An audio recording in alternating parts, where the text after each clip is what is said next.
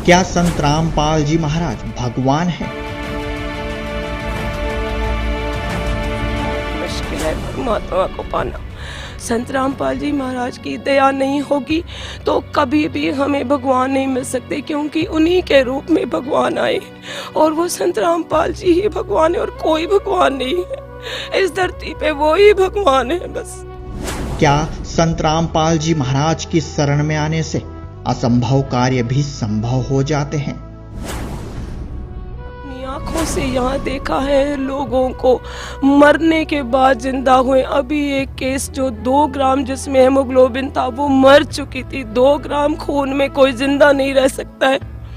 2 ग्राम खून तो मौत में ही होता है, इतना तो ब्रेन में ही रहता है खून। परमात्मा ने अभी कुछ दिन पहले उस औरत को जिंदा कर दिया। मेरी आंखों के सामने था वो पेशेंट यही था और वो यहाँ से अभी ही गया है ठीक होके। परमात्मा ही जिंदा कर सकते हैं किसी मुर्दे को, और कोई नहीं कर सकता जिंदा, कोई संत नहीं कर सकता जिंदा इस दुनिया में, किसी की हिम्मत।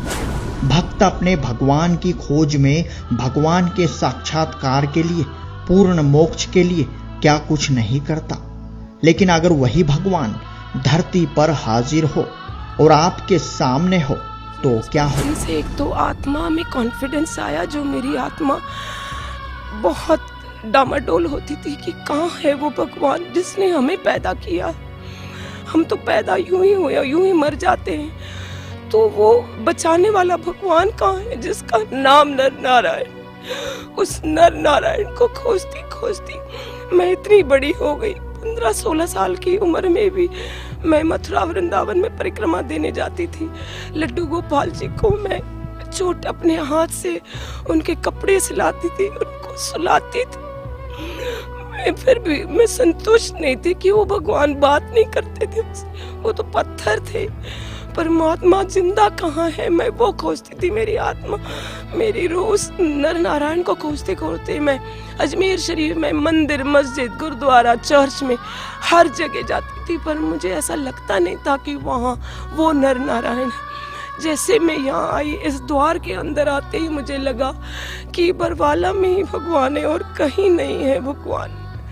उसके बाद मेरा जी नहीं करा कि मैं यहाँ से 1 मिनट, कोई बहका नहीं सकता मुझे और कोई मुझे कहीं भी, और रास्ता और जगह सब दरवाजे गलत हैं।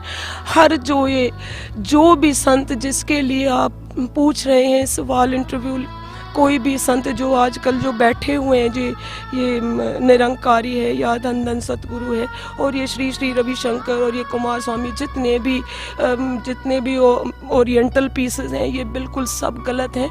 परमात्मा साक्षात आए हुए हैं और वो ही हमें मुक्ति दिलाएंगे और वो ही सब कुछ है, हमारे मालिक हैं, वो सारे जहान के मालिक हैं, वो उतर आए हैं। सब इंसानों को उनको पहचान लेना चाहिए। पूरा वर्ल्ड यहाँ पे चरण में उनके आए और अपने पापों को धोए। मैं तो यही प्रार्थना करूंगी सबसे। कैसे रो रो कर ये माई बता रही है कि संत रामपाल जी महाराज वेद शास्त्रों से प्रमाणित जो भक्ति विधि प्रदान करते हैं, उसके सामने दुनिया के सभी नकली धर्मगुरु कुछ भी नहीं। दुनिया के सारे मंत्र नकली हैं। तो क्या है संत रामपाल जी महाराज द्वारा दी जाने वाली सतभक्ति की पूरी सच्चाई? आइए जानते हैं इस वीडियो में। कहाँ के रहने वाले हैं? मैं वैसे खुद इंडिविजुअली बॉम्बे के रहने वाली हूँ। वैसे मेरे हस्बैंड रोहतक के हैं, तो वैसे हम सेटल गुड़गांव में रहते हैं। क्या काम करते हैं आप? मैं एक डाइटिशियन थी, अब तो मैं केवल भक्ति करना चाहती हूँ। डाइट और न्यूट्रिशन और मीडिया से भी कनेक्टेड थी मैं, और मैं अब तो केवल भक्ति करना चाहती हूँ। परमात्मा की भक्ति के अलावा मेरे जीवन में अब कुछ नहीं है। संत रामपाल जी महाराज की शरण में कैसे आए? एक लड़की है गुड़गांव में, कोकल नाम है उसका, तो उनके फैमिली ने कई साल, 16-17 साल से उनकी मदर ने परमात्मा के शरण में नाम लिया हुआ है। तो वो गुड़गांव में मेरे फ्लैट के ऑपोजिट ही रहती थी। तो उसने बोला कि आंटी, जो ये गणेश जी और शंकर जी की आप रोज़ घंटियाँ बजाती हैं, पूजा करती हैं, ये पूजा ठीक नहीं है। तो मैंने फिर उसको बोला कि बेटा कि क्यों ऐसे ठीक नहीं, ये तो सारी दुनिया इनकी पूजा करती है। तो बोले आंटी नहीं, मैं जिसकी पूजा करती हूँ, मैं जिसको अपना भगवान मानती हूँ, वो बरवाला में है। तो आप एक बार मेरे साथ ज़रूर चलिए ताकि आपको लगे कि वाकई वहाँ परमात्मा है। मैंने कहा ठीक है। तो जिस दिन गणेश चतुर्थी थी पिछले साल, तो मैं पूजा करते करते मुझे ऐसा फील हुआ कि मुझे और कुछ उससे पूछना है, जो इतने कॉन्फिडेंस से कह रही है कि भगवान बरवाला में है और संत रामपाल जी महाराज ही वो भगवान है। तो मैंने अपना गणेश जी को पैक करके सारा कुछ दूसरे ही दिन चतुर्थी के बाद मैंने उसको पैक करके और सारे जितने भी देवी देवताओं की किताबें थी उनको लेके नदी में बहा दिया और मेरे हस्बैंड के साथ मैं गई और वो सब कुछ मैंने बहाया। मैंने कहा आज से मैंने ये कोई पूजा नहीं करनी है और मैंने इस लड़की के साथ बरवाला जाना है। तो मेरे हस्बैंड बोले कि क्या तुमने कुछ पढ़ा है उन संत के बारे में, संत रामपाल जी के बारे में? मैंने कहा हाँ, कल उस लड़की ने, कोकल ने मुझे वो किताब दी थी ज्ञान गंगा, जिसमें ये बताया गया है कि काल का एग्रीमेंट भगवान जी के साथ जो हुआ है। तो मैंने कहा जो काल का मतलब है मौत, तो मौत के साथ एग्रीमेंट करने वाला भगवान ही हो सकता है। उससे बढ़ के मेरे लिए कोई और मायने नहीं रखता और यही मेरे लिए ज़िंदगी का आखिरी मौका है। क्या पता कल मेरी सांसें रहे न रहे। मैंने उस लड़की से कहा बेटा मैंने सब कुछ सारे भगवानों को त्याग दिया है। तो फिर उसके बाद वो लड़की कहने लगी कि आंटी हम है ना 1-2 दिन में जाने ही वाले हैं गुरुजी के पास हमारे। मैंने कहा ठीक है बच्चे, जब आप जाओ मुझे ज़रूर आज ही ले जाओ, भले कल की राह नहीं देखना।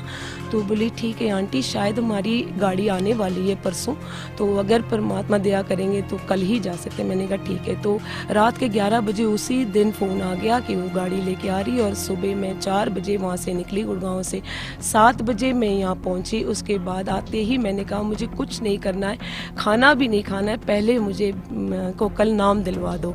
बस वो दिन और आज मैं यहाँ हूँ और मुझे बहुत अच्छा लग रहा है और भगवान यही है और वर्ल्ड में कहीं नहीं है भगवान। दुनिया में लाखों गुरु हैं, आपने संत रामपाल जी महाराज को ही अपना गुरु क्यों बनाया?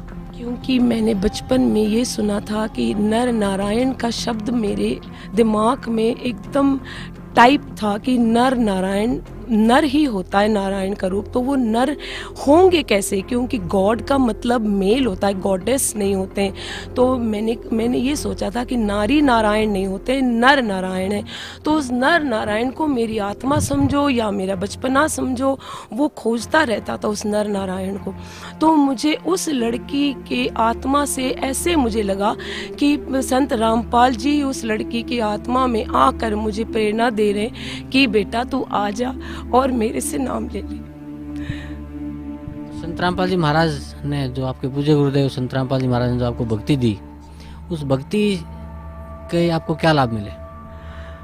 मुझे उस भक्ति से एक तो आत्मा में कॉन्फिडेंस आया, जो मेरी आत्मा बहुत डामाडोल होती थी कि कहाँ है वो भगवान जिसने हमें पैदा किया।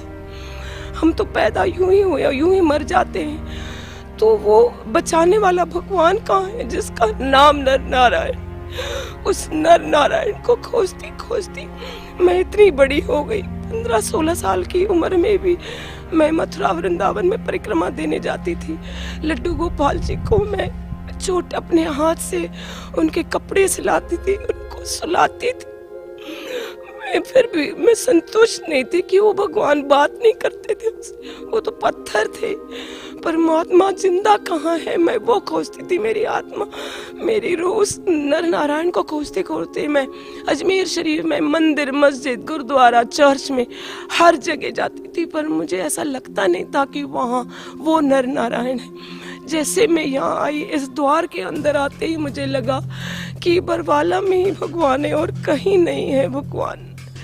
उसके बाद मेरा जी नहीं करा कि मैं यहाँ से 1 मिनट, 1 पल के लिए भी कहीं जाऊं। Can you define who is the real God? Kabir परमेश्वर के रूप में संत रामपाल जी महाराज is the real God, because he is God. After he accepts us, then only Kabir Parmeshwar will accept us. If Sant Rampal ji doesn't accept us, God, whose name is Kabir Parmeshwar, will never accept us, never ever. We have to first follow Sant Rampal ji's principles. We have to be dedicated, we have to be obedient to him. Only then he will take us to Kabir परमेश्वर, otherwise बहुत मुश्किल है परमात्मा को पाना।